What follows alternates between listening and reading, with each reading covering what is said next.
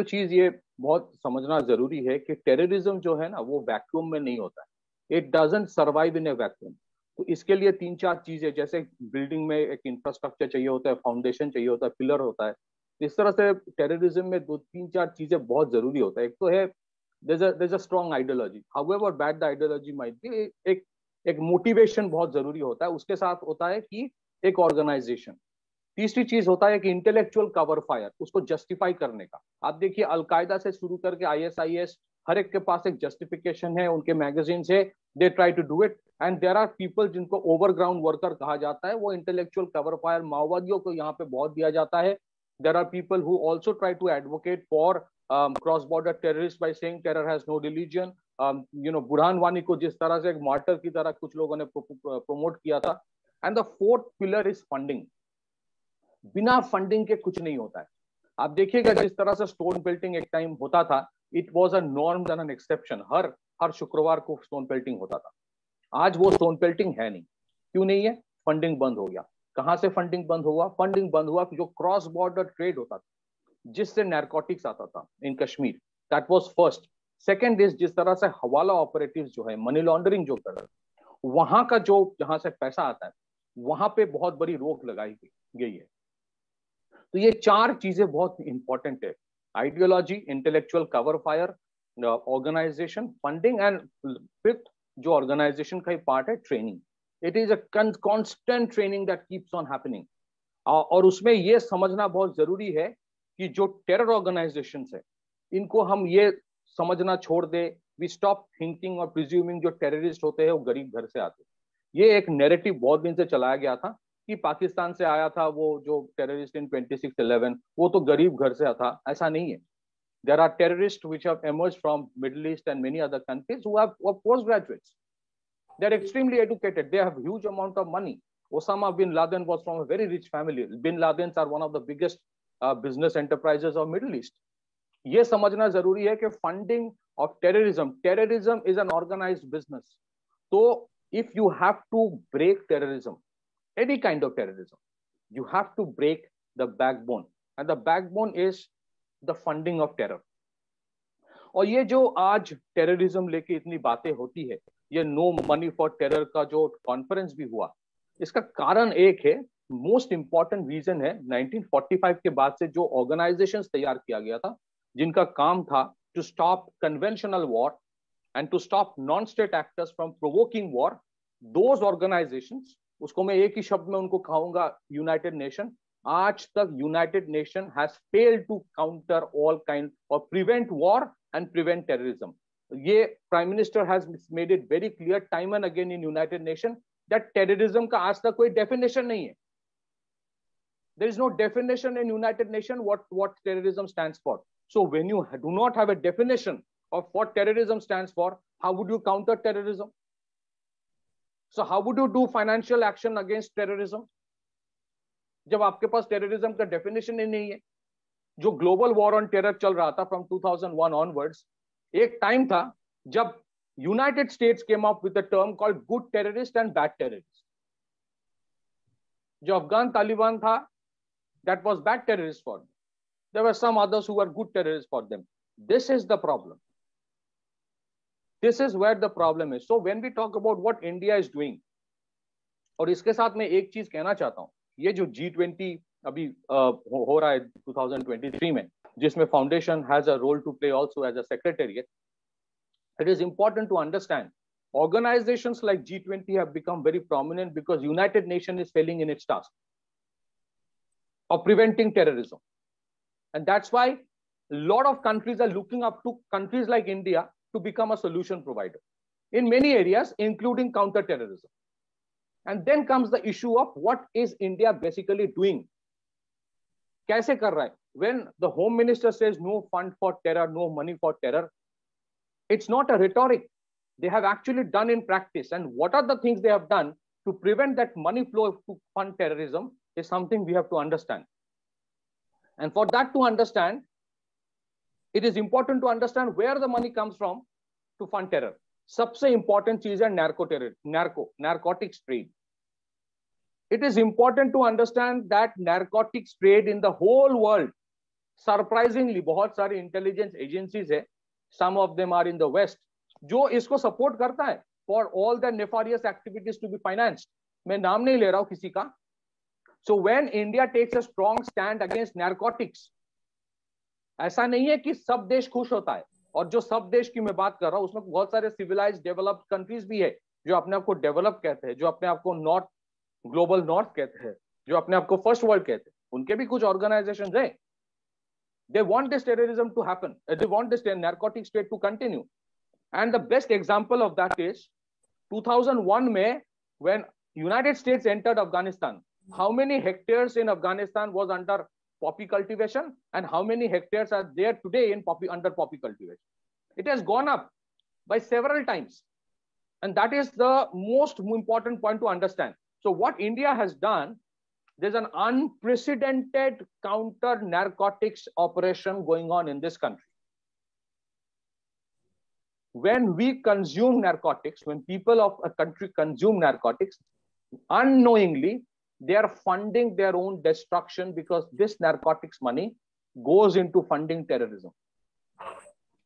और ये route जो कहा जाता है golden crescent, it comes from Afghanistan to Pakistan, then some of it enters India, then it goes to via Nepal, it goes to northeast, और फिर वहां से Thailand, Philippines, वहां भी चला जाता है.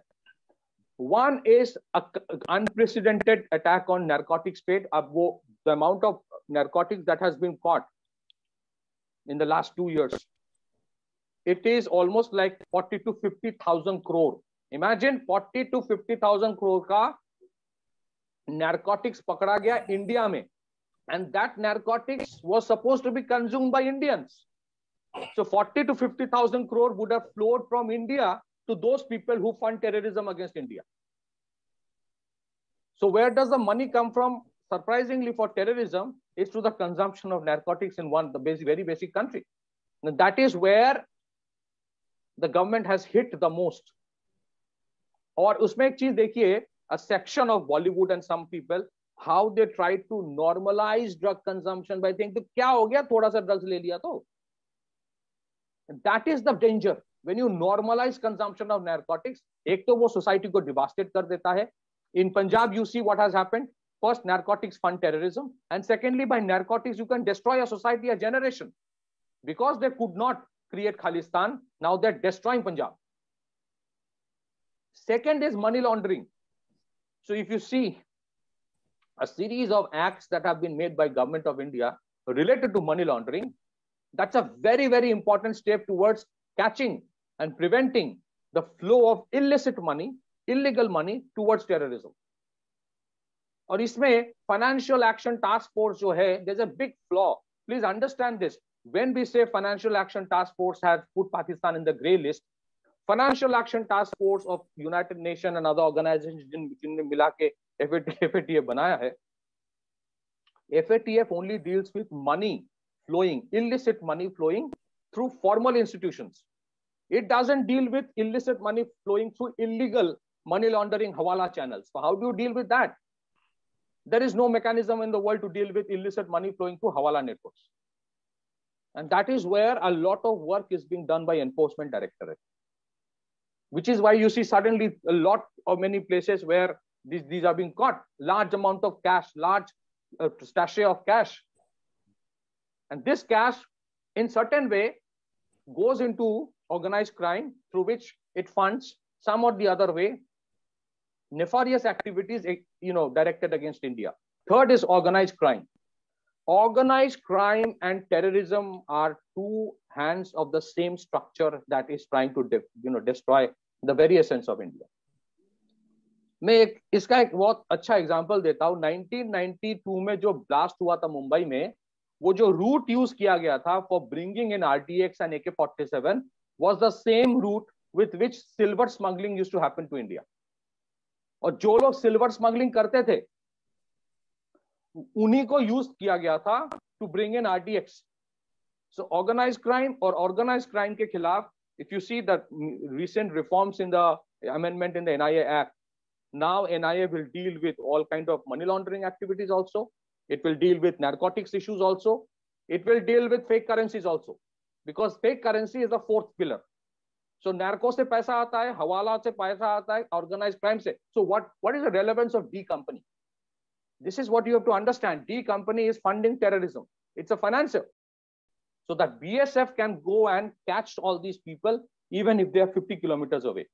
Sometimes in certain states, unfortunately, that kind of alacrity or initiative is not shown by the state government because law and order is a state subject. But national security state subject nahi ho sakta. So BSF, till the time we define that terrorism is a national security issue, wo constitution mein abhi hai nahi. So BSF jurisdiction increase was basically because of that.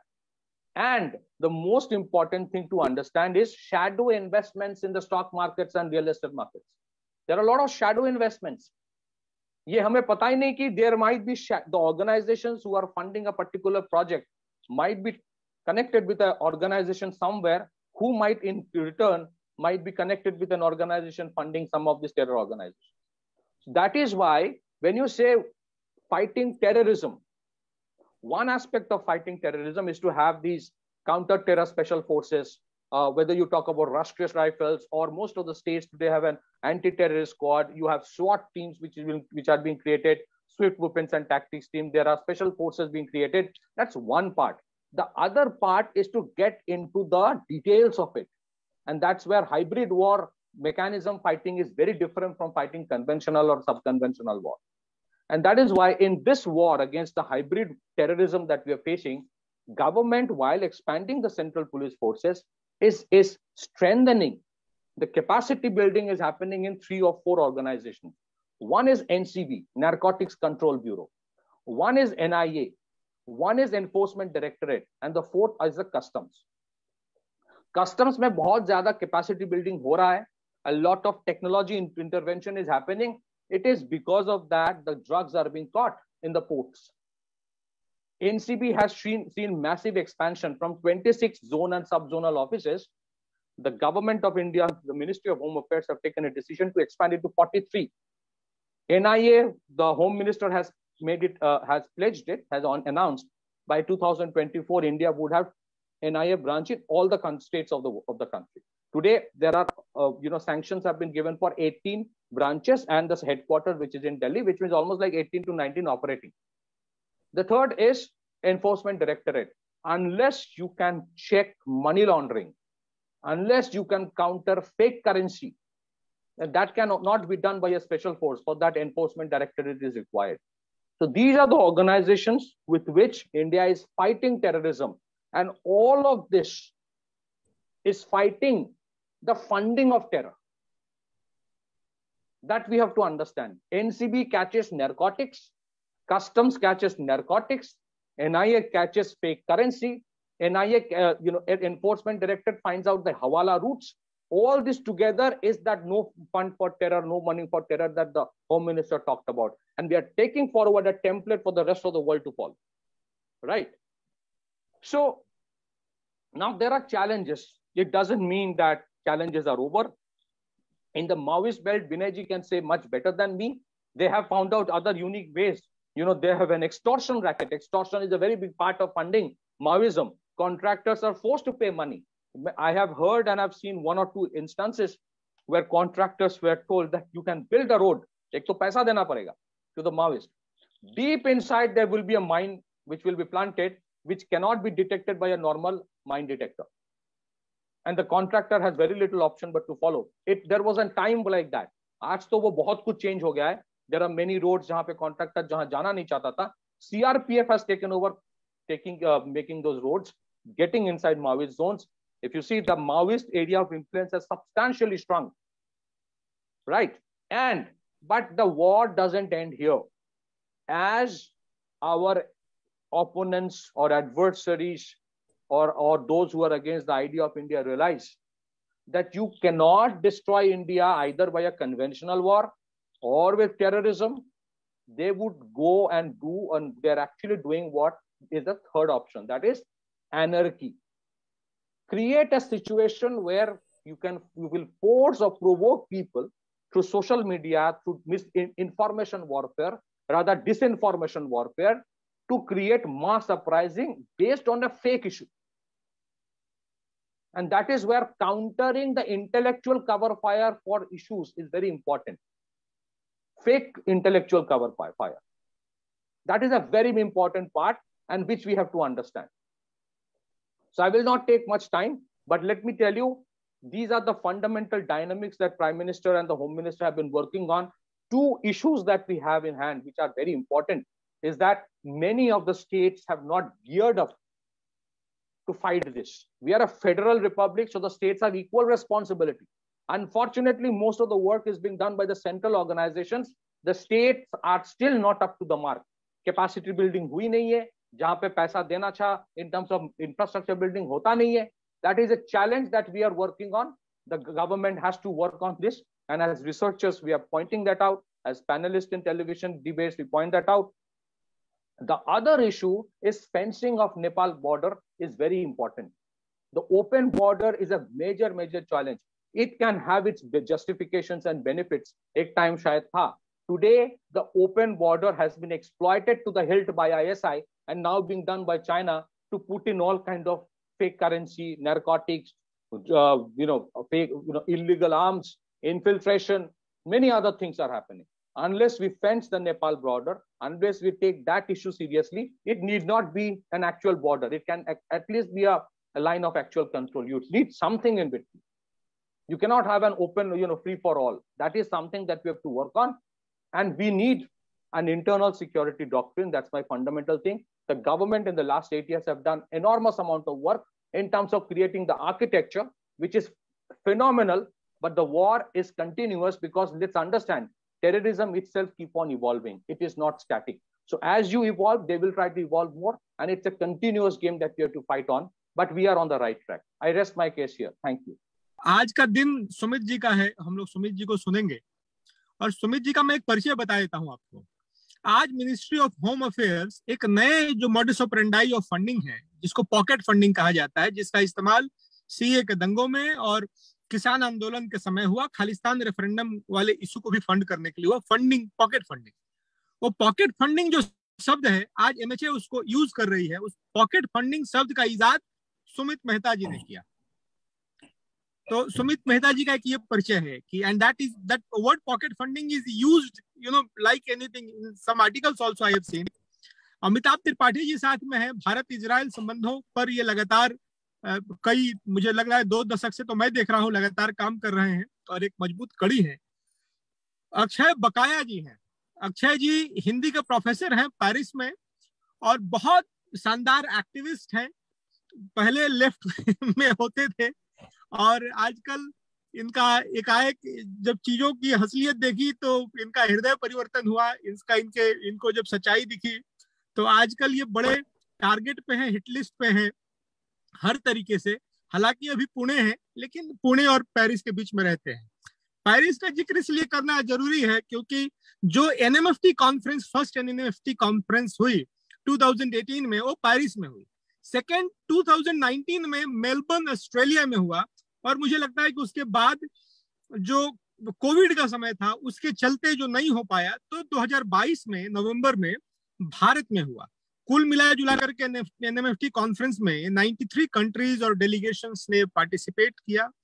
ये इसलिए भी important हो जाता है क्योंकि prime minister ने इसको inaugurate किया और गृह मंत्री जी अमित शाह जी का जो उस पर भाषण था, मुझे लगता है कि फ्यूचर ऑफ टेरर फाइनेंसिंग और future of India's role across the globe, कि टेररिस्ट फाइनेंसिंग को लेकर के और टेररिज्म को लेकर के भारत, जैसा कि पथिकृत जी ने बताया कि दुनिया देख रहा है, तो उस नाते एक लीडर के नाते, सॉल्यूशन प्रोवाइडर के नाते, और उसमें एक और बड़ी बात हुई कि गृह मंत्री ने ये कहा कि we propose to have the international headquarters in India for NMFT conference. मुझे लगता है कि पीआईबी की वेबसाइट पे हम लोग भी शेयर कर लेंगे अमित शाह जी का पूरा स्पीच और प्रधानमंत्री जी का जो इनॉग्रेल सेशन था, इसको पूरा सुनने की जरूरत है। इसमें कई ऐसी बातें हैं जो मुझे लगता है कि मेन स्ट्रीम मीडिया से पूरी तरीके से कवरेज में छूट गया।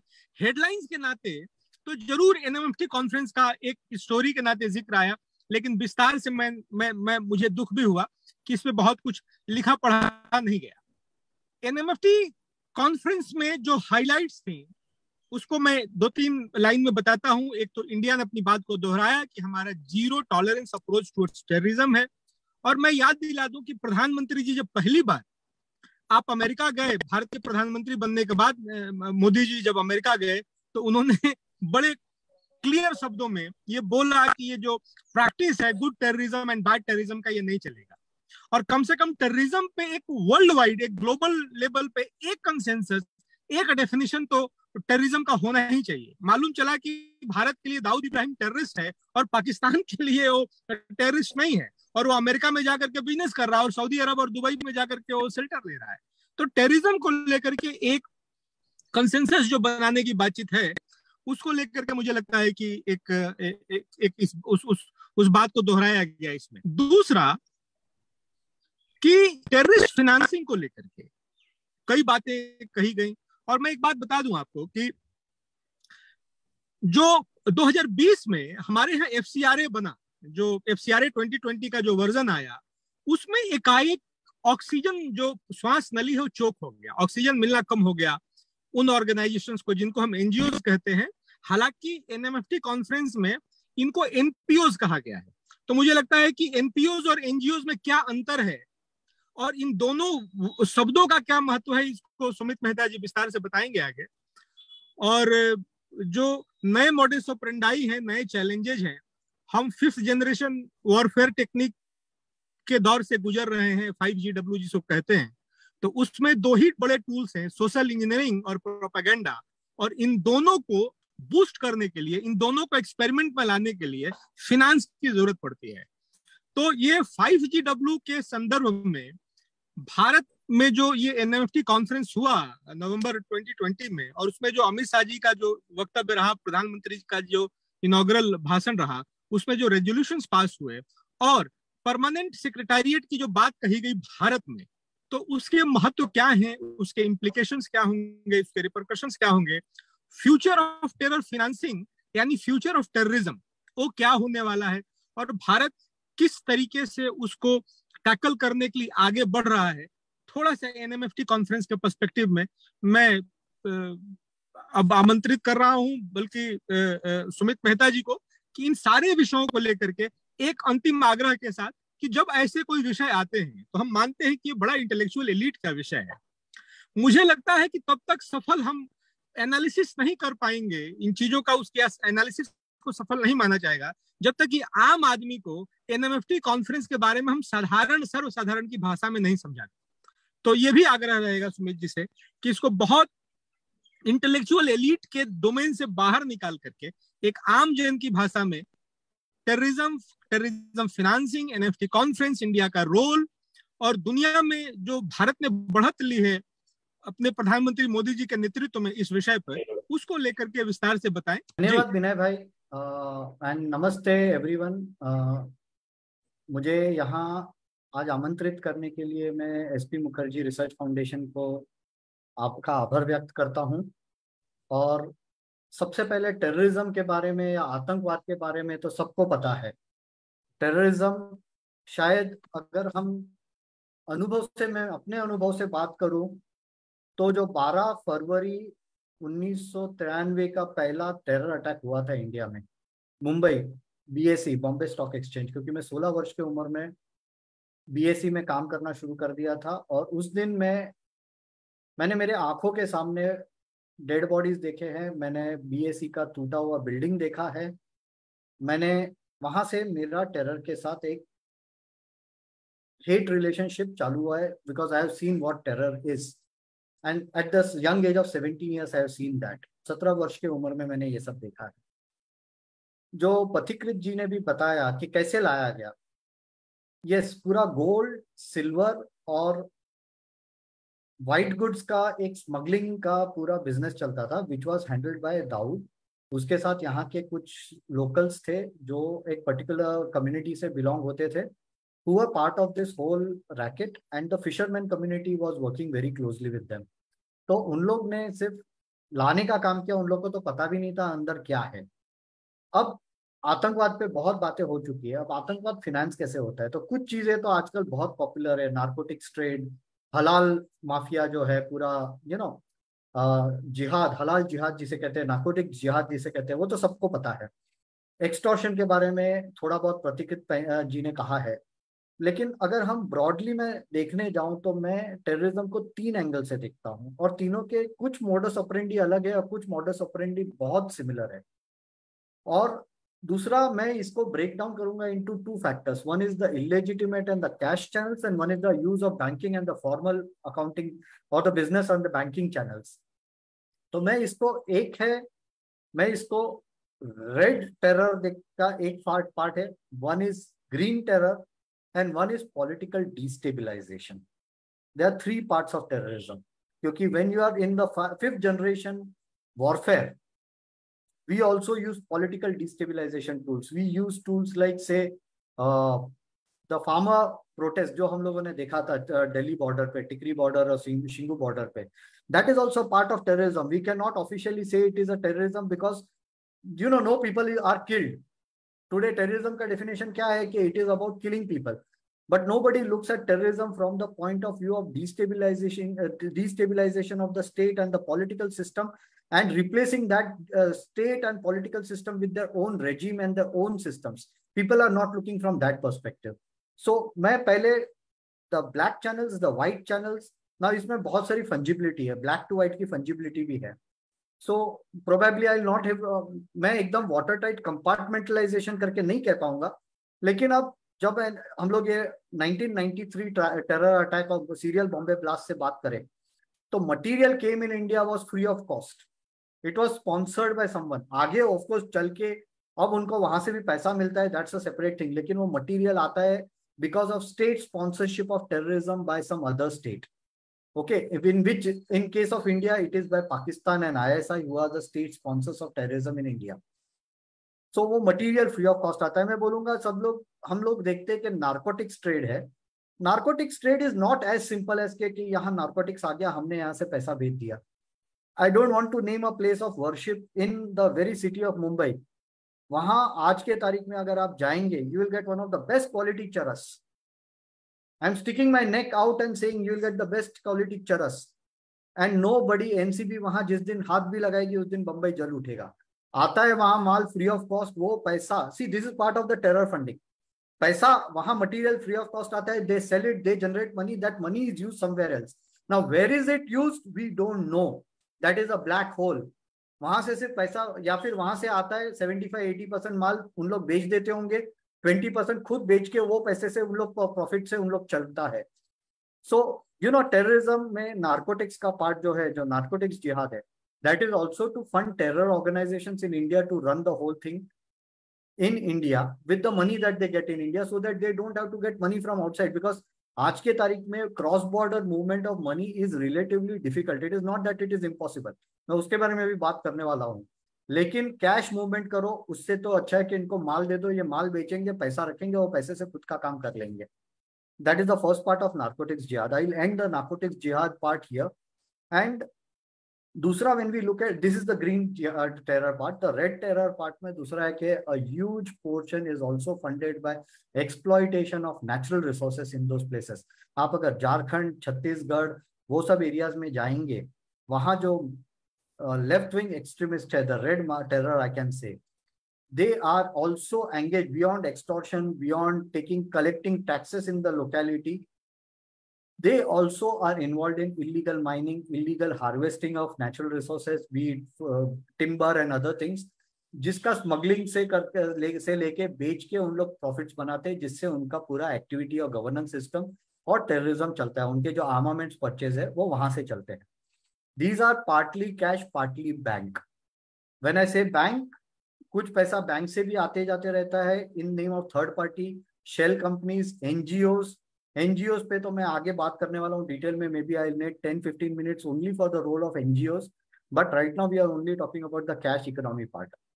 के इस तरह से भी फंड रेजिंग हो रहा है, and this is something which is very difficult, क्योंकि इसके अंदर लोकल मशीनरीज जो है, एडमिनिस्ट्रेटिव मशीनरीज है, they are also part and parcel, इधर आउट ऑफ फियर और out of greed. So that is something which enables them to do it. Of course, we have seen success of CRPF and other central agencies in curbing red terror in the eastern region, but there's a lot more to be done, और money flow तो होते रहेगा.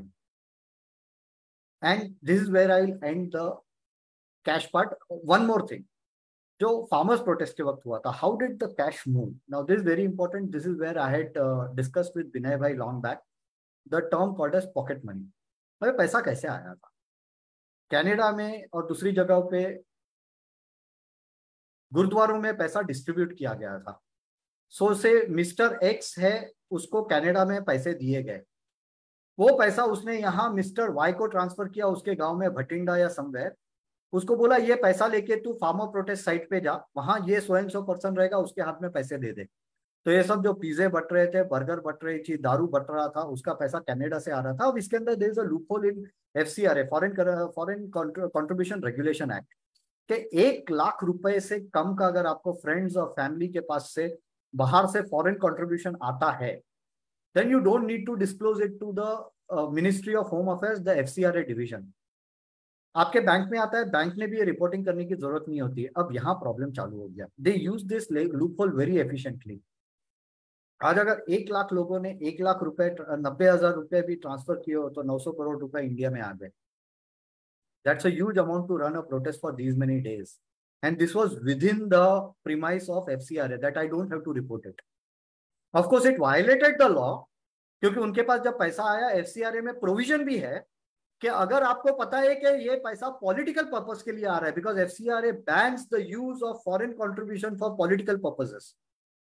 आपको घर बनाना है, आपको सेवा करनी है, लोगों को लंगर चलाना है, भूखे लोगों को खाना खिलाना है, that is allowed under FCRA. लेकिन आपको यहाँ सिंगू और टिकरी बॉर्डर पे आपको धरना देना है या शाहीन बाग में धरना देना है, उसके लिए बाहर से पैसा आया, या फिर कोई एक्टिविस्ट है जिन्होंने जंतर मंतर पे धरना देके बैठे हैं for some law, that is not allowed under FCRA. For political purposes it is not allowed, that is very clear under FCRA law. And अगर आपको पता है कि उसके लिए यूज किया जा रहा है, then you are suppose to report it to MHA, जो इन्होंने पंजाब में नहीं किया था. जब ये पता चला, आई एम वेरी हैप्पी, जब ये बात ministry of home affairs FCRA division को पता चली, ED ने 60,000 नोटिस इश्यू करी है. ऑर्डिनरी पीपल को नोटिस गई है. दिस सी गेहूं के साथ घुन भी पिसता है, तो अच्छे लोग जिनको जेन्युइनली अपने दोस्तों से या रिलेटिव से पैसा मिला हो, जो उन्होंने यूज नहीं किया हो फॉर पॉलिटिकल पर्पस, उनको भी नोटिस गई है. Now it will be the job of ED to verify and establish के कैसे यूज हुआ. लेकिन this is a very sophisticated white colour crime जिसमें फंडिंग हो गया है. अब ढूंढना बहुत डिफिकल्ट है. मैंने पैसा विड्रॉ किया, मैंने तो दारू पी ली, मैंने खाना खा लिया, ED को मैं I can say that. I give you one, I digress for only 30 seconds. लेकिन हमारे यहाँ एक बहुत ही फेमस एडवोकेट है who is a member of Congress party. उनके यहाँ इनकम टैक्स की स्क्रूटिनी की नोटिस गई थी. ओके, उन्होंने खर्चे दिखा दिए थे और बोला कि अब रिकॉर्ड्स दो, तो बोला मेरे रिकॉर्ड्स तो टर्माइट खा गए हैं. तो ऐसा भी होता है. Anyways, coming back to the point, a slight digression, but this is how the money is coming from 3 sides. So 3 systems are very different. The cash part we have discussed, but the more important thing is how the money is moving through the formal banking channels. आज हम लोग हवाला channels को red मार के अटका सकते हैं, हम हवाला ऑपरेटर्स को अरेस्ट कर सकते हैं. ऑफकोर्स अफराज तो निकल गया, अफराज फट्टा करके सूरत का एक बंदा है, वो तो हाई कोर्ट ने तो उसको बरी कर दिया है. लेकिन it is very difficult to prove it because we are only looking at it from a money laundering point of view.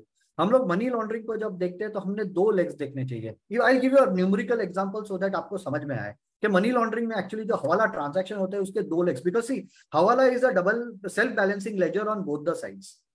आज मैं एक इंपोर्टर हूं, मैं चाइना से इंपोर्ट करता हूं समथिंग, और 1 लाख रुपए की चीज है जिसके ऊपर 28 रुपया इंपोर्ट ड्यूटी है. 28,000 रुपए का टैक्स भरने के बदले में उसको बोलूंगा 10,000 मुझे बिल में दो, 90,000 मैं यहाँ से हवाला से भेज दूंगा. ओके, अब वो 90,000 जो मैं देता हूँ, प्रोपोर्शनेटली मेरा यहाँ टैक्स कम हो जाता है, कस्टम ड्यूटी कम हो जाती है, GST कम हो जाता है.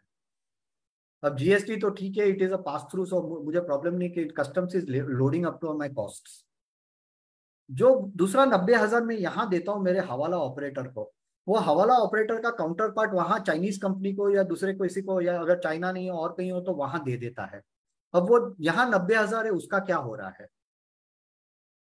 There is a person sitting somewhere in Pakistan or Dubai, a ISI operative or maybe a Chinese operative sitting in Shanghai, okay, who is doing one thing. He is saying कि तूने मुझे जो बाकी के 90,000 तेरे पास पड़े हैं, मैं यहाँ तेरी पार्टी को देता हूँ या दुबई में पार्टी को देता हूँ, तू मेरे बंदे को 90,000 रुपीज बॉम्बे में दे दे।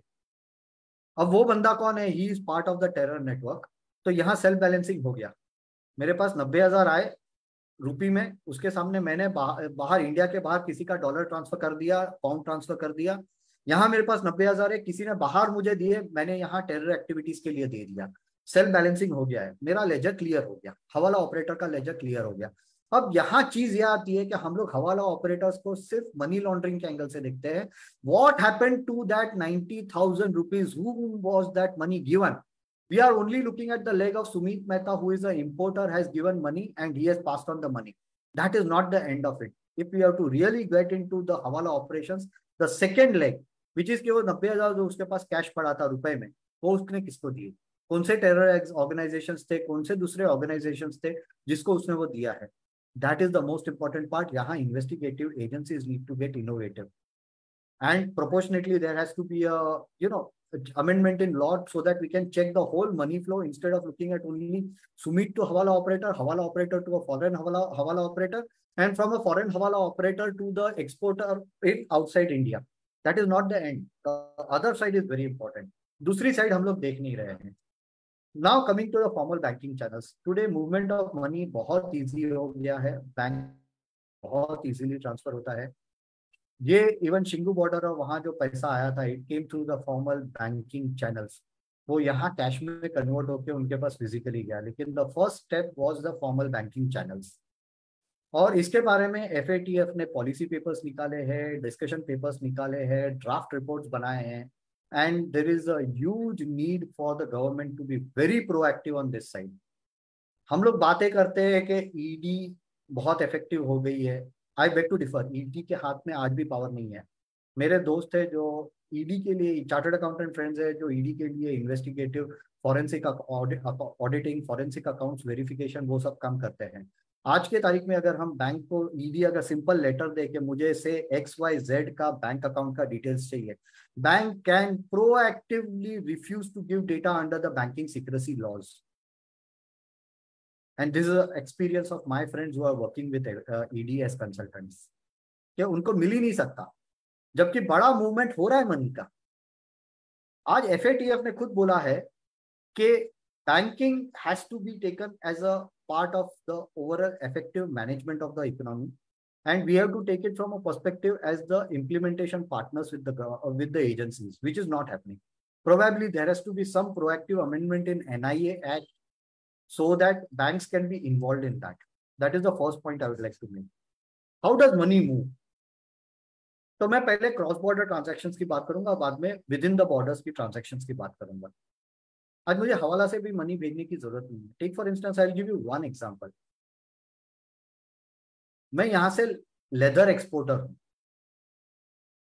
लेदर में अगर आप देखेंगे ना, तो जो ये टैनरीज जो लेदर लेती है, वो एक लेदर में से 3 अलग पार्ट्स बनते हैं। One is the best quality leather which is there, then there is a second grade and there is a third grade leather. Third grade leather is for that 100 rupees के चप्पल जो बनाते हैं, या 50 रुपए के चप्पल, उसके लिए यूज होता है। अब मुझे मनी जनरेट करना है, what do I need to do? वो third grade leather I can show it as first grade leather and export it outside India, से दुबई या एनी अदर सच डेस्टिनेशन, जहां से मुझे ऑफिशियली व्हाइट में पैसा आ जाता है in my banking channels, and I can officially show in my balance sheet as exports, export revenue. उसके सामने द नेटवर्क थ्रू हुम आई एम बाइंग, आज के तारीख में एक सबसे बड़ा लेदर का control is with one particular religious community. जो भी लेदर वो कम्युनिटी के, जो भी एनिमल्स वो सेक्शन ऑफ कम्युनिटी के लोग काटते हैं, बुचर्स काटते हैं, they have to hand over the hide to the religious organisation. और वो अगर मैं बोलूं सिंपल ये करना है, सिर्फ मीरठ के जितने भी लेदर टैनरीज है उसके ऊपर इनकम टैक्स की रेड मारो, आपको पता चल जाएगा कितना दूध है, कितना पानी और कितना विस्की और कितना और कुछ है, आपको सब पता चल जाएगा। रीजन, यहां से लेदर वहां जाता है, उसके सामने से वो रिलीजियस ऑर्गेनाइजेशन से लेदर जाता है टू टैनरी, टैनरी से इनको पैसा आता है। This money is also used for various activities. और अगर मैं आपको ओपनली बोलूं तो Jamiat Ulema Hind and Jamaat Islami has also sponsored, made payments to the lawyers, paid the fees of the lawyers to defend the terrorists. What does this show? That terror money is used even for the legal purposes. उनके पास वो पैसा कहाँ से आता है? This is one of the means. So we have to look at the quality of things exported, and there has to be a huge scrutiny on what is being exported. एक जमाने में मैं जब आर्टिकलशिप चालू किए थे early mid 90s में CA की ट्रेनिंग, तब एक सिस्टम चलता था बॉम्बे में, डायमंड मार्केट में होता था। आज वो नहीं हो रहा है क्योंकि टैक्स बेनिफिट नहीं है। तब सेक्शन 80cc का 80 HHC करके एक एक्सपोर्ट टैक्स बेनिफिट था कि यहाँ से लोग कांच एक्सपोर्ट करते थे, वहां से उनके पास पैसे आते थे, वो एक्सपोर्ट रेवेन्यू दिखा के उन लोग टैक्स फ्री करके उन लोग ये रूट से बहुत सारे पॉलिटिशियंस का भी पैसा लॉन्डर होके डायमंड मार्केट के थ्रू व्हाइट होके आया है मार्केट में। आज यही सिस्टम ये सब के लिए भी यूज हो रहा है। So we have to be very careful कि पैसा कौन सी ऑर्गेनाइजेशंस के पास आ रहा है। These are the corporates. यही बाद में आगे फंडिंग करते हैं ऑर्गेनाइजेशंस की। Now we cannot say that it is a direct funding to terror organization. They cannot show it officially, but unofficially they can show it in way of expenditure. आप किसको payment कर रहे हैं? Are those people connected with the terror organizations directly, indirectly? That is a very big question which has to be addressed. यहाँ there is a need for much more stronger intelligence system and law enforcement system, and unfortunately while we have made it very strong on the compliance part, ये ऐसा है कि हाथी निकल जाता है और पूंछ रह जाती है, और पूंछ के ऊपर ही अपनी एनफोर्समेंट एजेंसीज और सब बिजी हो जाती है, including income tax and GST. So that is one thing.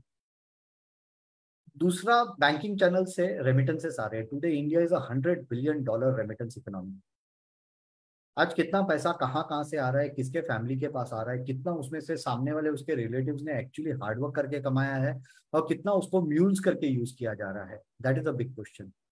वो पैसा ऑफिशियल बैंकिंग चैनल से आ रहा है, कोई बंदा रह रहा है इंडिया के बाहर, उसको वहां से टेरर ऑर्गेनाइजेशंस ने या उसके फ्रेंड्स ने बोला ठीक है तुम पैसा लो, तुम्हारे रिलेटिव को ट्रांसफर कर दो, तुम्हारे रिलेटिव वो हमारे जो एजेंट होंगे वहां उसके पास में कैश डिलीवर कर देंगे। This is also happening. This is also, you can call it pocket funding in a way. This is also happening in a very big way. बहुत सारी इकोनॉमीज, कुछ स्टेट्स की इकोनॉमीज में ये भी एक बड़ा रोल प्ले करता होगा, and there has to be a lot of caution. See इसमें I am not suggesting that we make it a police state के सबके पास पैसा आया तो हम बोले हर महीने कहाँ से आया, तुमने कहाँ खर्च किया। No, I am not asking for a police state, लेकिन what are the involvement of those people, where are they getting involved, that is something that is very difficult to find, but it is like finding needle in the haystack. In open economies, liberal economies, or other countries and societies like India or US, it is very difficult to find these kind of people. अगर China हो, अगर Soviet union, Australia, वहाँ it was very easy कि इस तरह के लोग पकड़े जाते थे because everyone was under the radar. यहाँ वो नहीं हो रहा है। तीसरी चीज है how the money comes in, pocket funding से, this goes more for the left wing extremist groups, क्योंकि I see terror from three perspectives. First thing is identification and ideological indoctrination of the people, then recruitment of the ideologically indoctrinated people, and third is actual terror attacks. There's a lot of money even going in identification, ideological indoctrination, and recruitment of people, which is happening through various social media platforms, through various digital media platforms, be it for the green terror or for the red terror or for the destabilization activities against the state. So inspiring people to act against the state, very important part जो हम लोग ने देखना पड़ेगा। तो ये सब जो डिजिटल मीडिया हाउसेस है, कहाँ से पैसा आ रहा है? I'll give you one example. I don't want to name the corporate. एक corporate है, उन्होंने यहां से एक मटेरियल एक्सपोर्ट किया चाइना को। China is the largest producer of that particular material in the world, लेकिन इंडियन कंपनी यहां से मटेरियल एक्सपोर्ट करता है चाइना से पैसा आता है इंडिया में, and that money is used to donate as the donation for Confucius Institute. और उसके अंदर लंदन में एक प्रोफेसर है who is extreme left wing professor. She is hired as a visiting faculty or as a faculty in this particular institute. Confucius Institute is funded. Through a corporate sector in India, वो भी under the CSR guidelines. ऐसा भी नहीं है कि वो कुछ गलती, वो तो ऑफिशियली बैलेंस शीट में दिखाता है, ऑफिशियली इनकम टैक्स को दिखाता है, रसीद भी दिखाता है, सामने वाले से सर्टिफिकेट लेके इनकम टैक्स को भी देता है, और खुद के ऑडिटर को देता है कि देखो भैया मेरा CSR कंप्लीट हो गया, साइन करो। इंडिपेंडेंट डायरेक्टर्स को बताता है कि भैया देखो I complied with my CSR regulations, government ने बोला है 2.5% डोनेट करना है, मैंने 2.5% डोनेट कर दिया। But what is happening on the other leg? Very tricky. This is where again government needs to get involved. What are organizations like Confucius Institute and others doing? Wasn't Confucius Institute indirectly involved in the Sterlite protests, anti-Sterlite protests in Tuticorin? Wasn't, how are those all people funded? How are the ideologues funded? How are activists funded? This is coming through the corporate route, through the official banking channels, जो बकायदा हम लोग bank को दिखाते हैं, हम लोग बकायदा हमारे एनुअल रिपोर्ट में भी लिखते हैं, and we take pride in that. But where is it used? It's used to subvert the state. These are all places where the recipient organizations, the NGOs or the NPOs, have to be brought within the purview of governmental restrictions as well as wider investigation. ये हम लोगों को बहुत जरूरी है. यहाँ FCRA licence वाला एक विनय भाई ने यहाँ बोला कि what is the difference between NGOs and NPOs. NPOs is a Western word, non-profit organizations. हम लोग उसको यहाँ non-governmental organizations बोलते हैं. Otherwise, the intent and meaning is the same. There is no difference. Just the name is different. और हमने उसके ऊपर ज्यादा restrictions लाने की जरूरत है.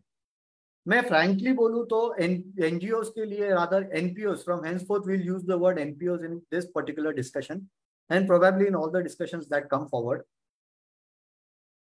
FATF ने clearly बोला है कि there has to be a definition of NPOs and there has to be a red flagging of NPOs, and उनका अलग से एक document है typographies of NPOs जिसपे बहुत clearly कहा गया है कि NPOs has to be categorized on the basis of the type of NPO, location in which it operates, the target audience to which it addresses, the group of people it is involved with, the activities it is involved with, and the size of that NPO. उसके हिसाब से हम लोग ने उनके बीच में categorisation करना चाहिए.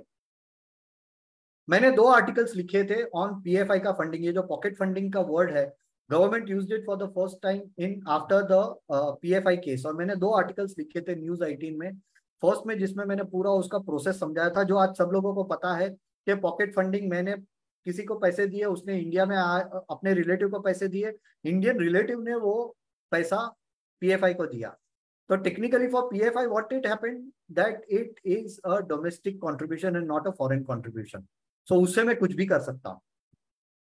लेकिन where was the source of money? The source of money was outside India, in Middle East. वहां से पैसा एक रिलेटिव ने दूसरे रिलेटिव को दिया, दूसरे रिलेटिव ने यहां दिया. सो FATF खुद बोलती है कि हमने कैटेगराइज करना चाहिए based on this. So government now needs to take it up कि how do you categorise the NPOs based on their activities and the people behind it.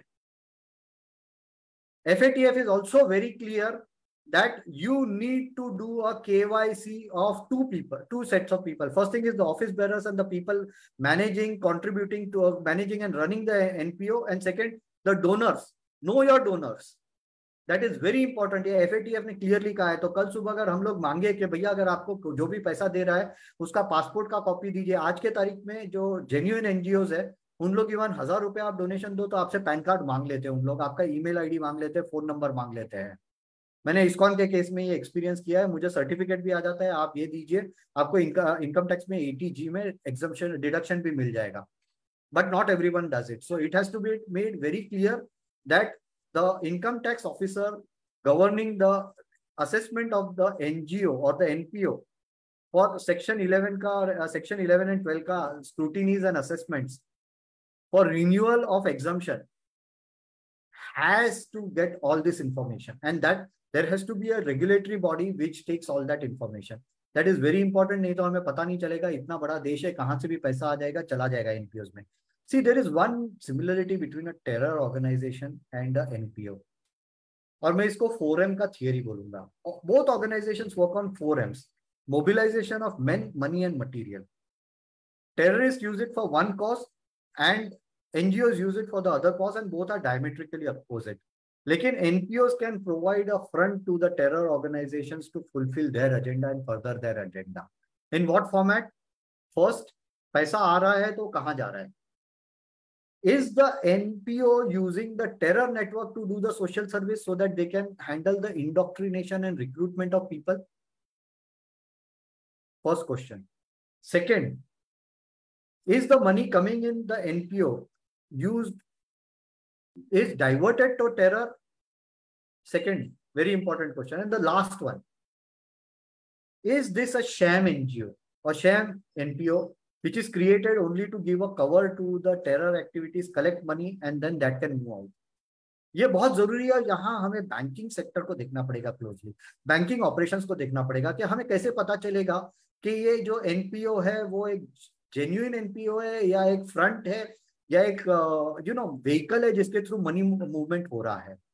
और उसके लिए बैंकिंग के हमें रिफॉर्म्स की जरूरत है. Banks need to be told to work in conjunction with the agencies. I think this is a very big topic. अगर हमें पूरा बैंकिंग ऑपरेशंस कैसे चल रहा है, it will take a lot more time, but I'm thankful that SP Mukherjee Research Foundation has triggered this whole discussion so that we set the tone for more work on no money for terror and combating financing for terror. With this, I'd like to end. Thank you very much.